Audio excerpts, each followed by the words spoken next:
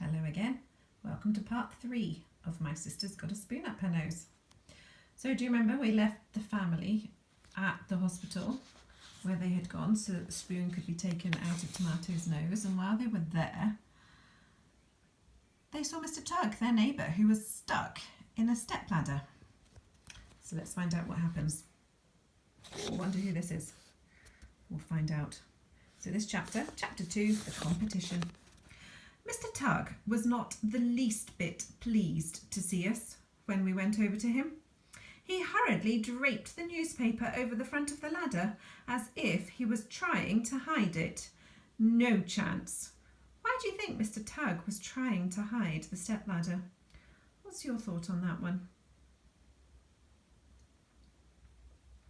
I wonder if Mr. Tug feels embarrassed about it, and that was why he was trying to hide it. Hello, Mr. Tug. We had to bring Rebecca in, Mum told him. She put a spoon up her nose and we can't get it out. Poor thing. How about you, Mr. Tug? Said Dad. I could see that he was trying very hard not to stare at the ladder and laugh. Why are you here? Let me guess. Have you got a bad toe? Mr. Tug's eyes narrowed. He clearly thought Dad was winding him up. And he was right. Mr. Tug is very easy to wind up. Sometimes all you have to do is say, "Good morning," to him, and he gets angry. Mr. Tug started to explain. As you can... Oh, have you got water on the knee, perhaps? Broke in Dad. As you can very well see for...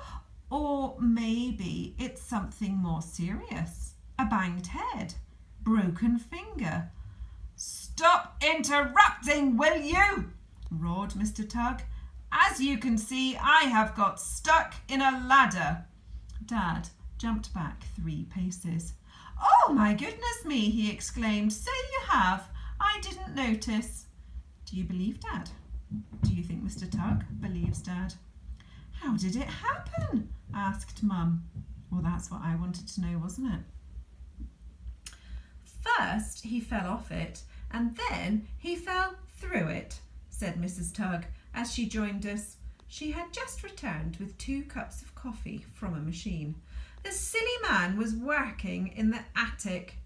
I am not a silly man, snapped Mr. Tug. I think any man who wears a ladder round his waist is a bit silly, said Mrs. Tug. As I was saying, he came down from the attic and his foot slipped. He grabbed the ladder sides and that made the ladder slip too. They would both have fallen to the floor, but the top end of the ladder got stuck against a wardrobe, and that was that. I fell through the gap between the rungs. Mr. Tug finished off, gritting his teeth. I've got grazed thighs, he added, making it sound like he had the plague. Mum and Dad looked at each other. Grazed thighs? Repeated Dad. Isn't that what we get from the fried chicken takeaway? Mum had to bite her lips to stop herself smiling. Mr. Tug, a nurse called. Come this way, please. See you later, Dad called after them as they made their way through to the treatment room. What a grapefruit, he murmured. Don't you mean a lemon? Suggested Mum. No, I don't. Mr. Tug is too big a lemon to be a lemon, so I reckon that makes him a grapefruit. Hark, who's talking? Mum answered. Okay. My 2 questions for you today are both questions about your understanding of the story, looking at some of the trickier parts of the text and working out what they mean. So question number 1, what does Dad mean when he calls Mr. Tug a grapefruit? There was a clue in the story, but I also need to know a bit more.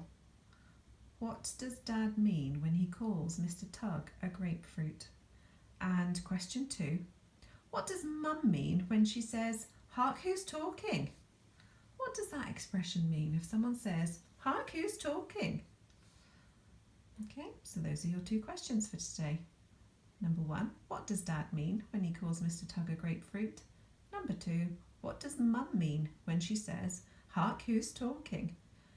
Full sentence answers, please. I look forward to getting them on the email. Thank you very much. Bye bye.